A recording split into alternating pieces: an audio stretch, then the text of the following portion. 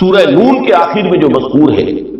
کہ یہ کوشش کی گئی تھی کہ کچھ ایسے لوگوں کے ذریعے سے جن کی قوت ارادی ان کی نگاہوں میں بہت مرتکز ہو جاتی ہے، یہ عملیات میں ایک خاص معاملہ یہ بھی ہوا کرتا تھا، اور اب بھی شاید کچھ لوگ یہ پریکٹس کرتے ہیں کہ اگر باقاعدہ ریاضت کر کے اپنی نگاہوں میں ایک خاص قسم کی تاثیر پیدا کر لی جائے، بلکہ مولانا امین احسن اصلاحی صاحب نے اس کا تذکرہ کیا تھا ایک مرتبہ جب زمانہ طالب علمی میں نے 2 تربیت گاہیں منعقد کی تھی، اور اس میں درس قرآن مولانا اصلاحی صاحب نے دیا تھا کہ آج کل بھی بعض لوگ یہ کرتے ہیں کہ رات کے پچھلے پہر اٹھ کر نہا دھو کر سفید براق کپڑے پہن کر پھر بیٹھتے ہیں اور کسی بالکل سفید کاغذ پر ایک چھوٹا سا نقطہ لگاتے ہیں اور پھر نگاہوں کو اس پر جمانے اور مرتکز کرنے کی مشق کرتے ہیں۔ کتنی دیر تک پلک جھپکے بغیر آپ اس نقطے کو دیکھ سکتے ہیں۔ اگر یہ مشق کی جائے، یہ ایکسرسائز کی جائے، یہ ریاض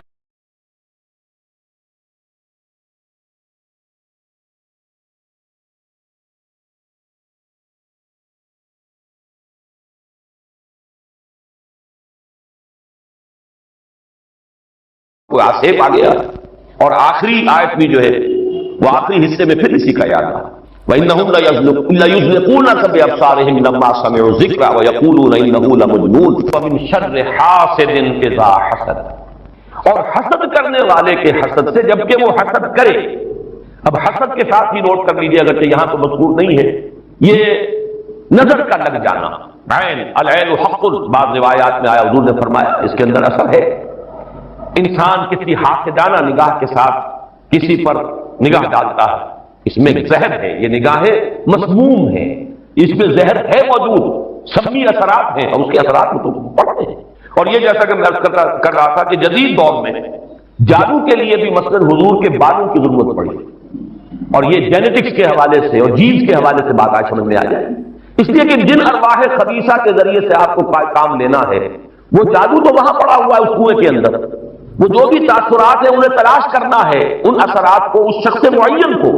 جس شخص معین پر جادو کرنا مقصود ہے، اور اس کے وجود کا کوئی جز جس کے کہ وہی چیز ہوں گے کہ جو ان کے اپنے وجود کے ہیں، ان کے حوالے سے گویا کہ یہ ایک راستہ ہے، یہ ان کی آئیڈینٹیفیکیشن کا ایک ذریعہ ہے۔ اسی اعتبار سے یہ حسد یا یہ نگاہ کا لگ جانا، میں سمجھتا ہوں کہ آج کی فزکس اگر تھوڑی سی بھی آپ پڑھیں تو ریڈیشن نگاہ پار ہو جاتی ہے انسان کے، ایسی بھی تو ریز ہے نا، ایکس ریز کیا ہے آپ کے وجود میں سے گزر جاتی ہے، یہ ultraviolet, infrared rays, یہ تمام کی تمام ایکس ریز یہ کیا ہے، وجود کو کھینچ کر گزرتی ہے، تبھی تو فلم کے اوپر اثر پڑتا ہے، جو فلم کے پیچھے لگی ہوئی اور آپ سامنے کھڑے ہوئے، آپ کی ہڈیاں علیحدہ نظر آ رہی ہیں اور گوشت جو ہے وہ علیحدہ نظر آ رہا ہے، یہ تمام چیزیں آج سمجھ میں آتی ہیں۔ اور وہ فوٹونز جن کا میں نے ابھی عرض کیا 1 ملین 5 دفعہ کہیے، 30 صفریں لگائیے ایک پر، تو 1 ملی میٹر کا اتنا حصہ جو ہے وہ ایک فوٹون ہے، یہ تو وجود کے اندر سرایت کر کے کہیں سے کہیں نکل جانے والی چیز ہے۔ ان ریڈیشن کے حوالے سے ایٹمک ایکسپلوژن جو ہے اس کی ریڈیشن ہے، جو آپ کو معلوم ہے کہ جو ذرا ذرا سے حادثے ہو رہے ہیں، چرنوبل میں ہوا ہے، کہیں ہو گیا تھا بھوپال میں، اور اس کی پھر ریڈیشن کے کیا کیا اثرات ہیں، وہ شے نظر تو نہیں آتی، غیر مرئی چیزیں ہیں۔ آج کی دنیا میں جب آپ ESP کو مان رہے ہیں، ایکسٹرا سینسری پرسیپشن، نہ آپ کے کانوں کے ذریعے سے آپ کو پرسیپشن حاصل ہوئی ہے، نہ آنکھوں کے ذریعے سے، آپ کے سینس آرگنز انوالوڈ ہی نہیں ہے، but you are having perception, extra sensory perception.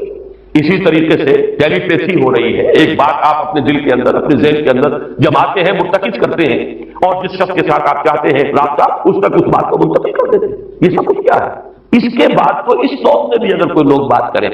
من شر حاسد اذا حسد، اور عقد کے ساتھ اس کو جوڑا گیا ہے، ومن شر النفاثات فی العقد ومن شر حاسد اذا حسد، لیکن محض ردیف یا قافیہ یا فواصل کی رعایت سے قرآن میں کچھ نہیں ہے، وہ اس کا ایک فیکٹر، اس کا ایک عامل ہو سکتا ہے، لیکن محض اس کی بنا پر نہیں مانا جائے گا، تو اس میں یقیناً کوئی اور حکمت ہے، اور وہ حکمت تقسیم کی گئی ہے۔ ہمارے مفسرین نے تو اس کو یوں بیان کیا ہے کہ ایک حسد وہ ہے کہ جو دل میں پیدا تو ہے، آدمی کے اندر ہے، لیکن یہ کہ وہ اس کو یعنی اس کو باقاعدہ کوئی ایک ہمت کے ساتھ اور اپنے ایک عزم کے ساتھ، ارادے کے ساتھ بروئے کار نہیں لا رہا، تو اس حسد کے اثرات نہیں ہوں گے، اس سے پناہ مانگنے کی ضرورت نہیں ہے۔ میں اس کو اس انداز میں تو میرا ذہن سے قبول نہیں کرتا، اس لیے کہ حسد اگر پوٹینشلی ہے اندر تو اس کے اثرات ہوں گے، وہ ریڈیشن تو ہوگی، چاہے اس کا ارادہ ہو چاہے نہ ہو، وہ کیفیات جو ہے وہ اس کے سانس سے، اس کی آنکھ سے، اس کے وجود سے، وہ اندر اگر زہر گھل گیا ہے تو اس کے وجود سے نکلنے والی ساری شعاعیں جو ہیں ان کے اندر وہ اثر موجود ہوگا، وہ مسموم ہوگی، زہر ان میں ملا ہوا ہوگا اس کے اثرات میں۔ البتہ یہ کہ اس کے دو درجے ہم قائم کر سکتے ہیں، اور وہ یہ کہ ایک ہے غیر شعوری حسد، ابھی آپ کو اندازہ نہیں ہے، اندر ہی اندر کھچڑی پک رہی ہے، وہ اور بات ہے۔ لیکن جب یہ اس درجے کو پہنچ جائے کہ شعور کی سطح پر آ جائے، آپ کسی کی برائی چاہنے لگے بالفعل، آپ چاہیں کہ اس کے اندر اگر یہ فضیلت کی بات ہے تو یہ سلب ہو جائے، اس کو پاس اگر یہ نعمت ہے تو یہ نعمت اس سے چھن جائے، مجھے مل جائے۔ یہی ہے اصل میں جس کو غبطہ اور حسد کا فرق کہا جاتا ہے۔ اور ایک جگہ پر حضور نے ایک حدیث میں لفظ حسد استعمال کیا ہے، لیکن مراد اس سے غبطہ ہے۔ لا حسد الا فی اثنین، کوئی حسد نہیں کیا جانا چاہیے سوائے دو اشخاص سے، ایک وہ جسے اللہ نے علم دیا ہے اور وہ علم پھیلا رہا ہے تو اس سے بھی اگر حسد پیدا ہو جائے تو کوئی بری بات نہیں، کوئی اچھی بات ہی ہے۔ اور ایک یہ کہ کسی کو اگر دولت دی ہے، وہ دولت پھیلا رہا ہے اور عام کر رہا ہے، لوگوں کو اس کے خرچ کے لیے خرچ کر رہا ہے تو اس سے بھی حسد۔ لیکن یہاں حسد غبطہ کے معنی ہے۔ غبطہ یہ ہے کہ کسی میں کوئی خیر آپ کو نظر آئے تو آپ اللہ سے دعا کریں پروردگار مجھے بھی یہ خیر عطا کریں، یہ غبطہ ہے۔ اور حسد یہ ہے کہ اس سے یہ شے چھن جائے، یہ ہے در حقیقت کے جو بری شے ہے کہ کسی نعمت کا کسی دوسرے شخص سے سلب ہو جانا، اس کی خواہش جب پیدا ہو جائے اور جب یہ شعوری سطح پر آ جائے، یعنی ایک ہے اس کا ایک وہ جو جس سے کہ ابھی اتنی اس کی انٹینسٹی نہیں ہے کہ اس سے وہ ریڈیشن ہو، اس کی انٹینسٹی اس وقت ہوگی جب کہ وہ شعور کی سطح پر آ گئی اور انسان جو ہے جل رہا ہے حسد کی آگ میں اور چاہتا ہے کہ یہ نعمت اس سے سلب ہو جائے، یہ فضیلت جو ہے اس سے چھن جائے، تو یہ شے وہ ہے یقیناً کہ اس کے اثرات، اس کو میں اس وقت جدید فزکس کی اصطلاح میں ریڈیشن کے ذریعے سے اس میں لفظ واضح کر رہا ہوں، اس کے اثرات ممتد ہوتے ہیں اور اس کے شر سے بھی پناہ مانگنے کی یہاں ہمیں تلقین کی گئی۔ تلقین محمد الرسول اللہ صلی اللہ علیہ وسلم کو ہوئی اور آپ کی وساطت سے ہم سب کو ہو رہی ہے۔ قل اعوذ برب الفلق من شر ما خلق ومن شر غاسق اذا وقب ومن شر النفاثات في العقد ومن شر حاسد اذا حسد۔ میں جب بھی یہ سورت پڑھتا ہوں تو اگرچہ یہ کہیں مجھے کوئی معصور تو یہ شے نہیں ملی ہے، لیکن اس کے فوراً بعد بالکل کسی تصنع کے بغیر میرے یہ الفاظ بھی زبان پر آ جاتے ہیں۔ اللہم انی اعوذ بک یا رب الفلق من شر ما خلقت ومن شر غاسق اذا وقب ومن شر النفاثات في العقد ومن شر حاسد اذا حسد۔ اسی طرح قل اعوذ برب الناس ملک الناس، تو وہاں بھی اللہم انی اعوذ بک یا ربی و رب الناس و یا الہی و الہ الناس و یا ملکی و ملک الناس۔ تو اس طریقے سے گویا کہ اس لفظ قل کیونکہ یہ فعل امر ہے، حکم ہے، تو اس پر ہم اگر فوری طور پر اس کی تعمیل کیا کریں تو یہ اگرچہ معقول نہیں ہے، میں صرف اپنے ذوق کی بات کہہ رہا ہوں اور بہرحال اس میں کوئی شے ممنوع نہیں ہے، دعا تو ہم مانگ سکتے ہیں، تو دعا ہی کی شکل ہے، تو جو الفاظ ہمیں اللہ نے تلقین کیے ہوں انہی کے حوالے سے ہم وہ دعا مانگے، تعوذ کریں۔ قل اعوذ بک، قل کو چھوڑ دیجئے، اعوذ بک اللہم انی اعوذ بک یا رب الفلق من شر ما خلقتا۔ اب یہ خلقہ کی بجائے مخاطب کیونکہ ہم کر رہے ہیں اللہ کو، من شر ما خلقتا، آگے چونکہ جو الفاظ رہے کہ ان میں کوئی تبدیلی کی ضرورت نہیں ہے۔ مولانا محمد قاسم نانوتوی دیوبند کے مؤسسین میں سے، مولانا رشید احمد گنگوہی اور مولانا محمد قاسم نانوتوی رحمہم اللہ، یہ دو ہیں اصل میں یہ دارالعلوم دیوبند کے مؤسس، اس کی ابتدا کرنے والے۔ ان کے شاگرد شیخ الہند، ان کے شاگرد علامہ شبیر احمد عثمانی، تو انہوں نے یہی الفاظ لکھے کہ استاد الاستاذ نے جو بات لکھی ہے وہ میں بیان کر رہا ہوں۔ ویسے یہ کہ مولانا عبدالعزیز شاہ عبدالعزیز رحمۃ اللہ علیہ نے بھی اس پر کوئی کتاب لکھی ہے، وہ بہرحال میری نظر سے نہیں گزری، وہ تمثیل اب میں بیان کر رہا ہوں، بڑی پیاری تمثیل ہے۔ انہوں نے تمثیل یہ دی ہے کہ اگر کوئی باغبان یا کوئی اور کھیتی کرنے والا جو ایک پودا لگاتا ہے، کوئی فصل ہے اس کا، کوئی ایک جو ہے بیج یا دانہ پھوٹا ہے، اب یہ جو پودا ہے باغبان یہ چاہتا ہے یہ پروان چڑھے، پھلے پھولے، اسے کوئی گدن نہ پہنچے، کوئی نقصان نہ ہو، اس کی حفاظت کا بندوبست کرے گا تاکہ جس کام کے لیے یہ پودا لگایا وہ مقصد حاصل ہو۔